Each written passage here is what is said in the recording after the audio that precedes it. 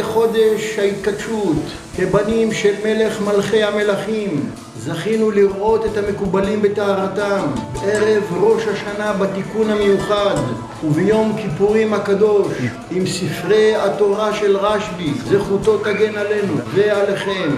זכיתם, אחים יקרים ואהובים, להיות חקוקים בספר הקודש, בספר המשפחה של רבי שמעון בר יוחאי, ביום הושענא רבה, שהוא יום מסוגל בכל ישועה וישועה. נכנסו המקובלים הצדיקים עם הלולב והאתרוג במעמד נדיר ומיוחד. הארי הקדוש גילה שבכל זמן שיצטרכו ישראל ישועה מיוחדת, יגיעו לקבר רבי שמעון ויקיפו את הקברים של רבי שמעון ורבי אלעזר יחד. המקובלים הצדיקים של אור הרשב"י ביום הושענא רבה עושים ופועלים את הסגולה המיוחדת למען עם ישראל ולמענכם משפחת הרשב"י.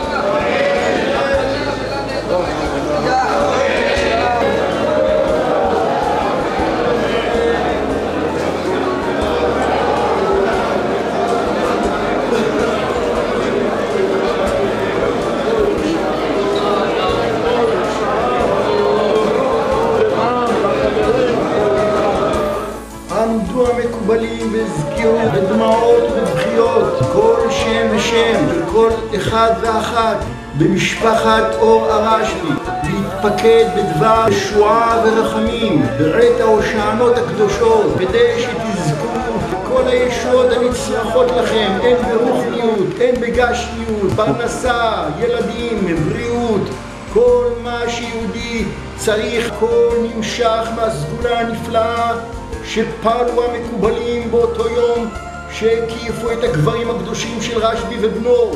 אין ישועה בעולם שאי אפשר להמשיך על ידם, ובעזרת השם עוד השנה אתם תזכו לראות ישועות גדולות.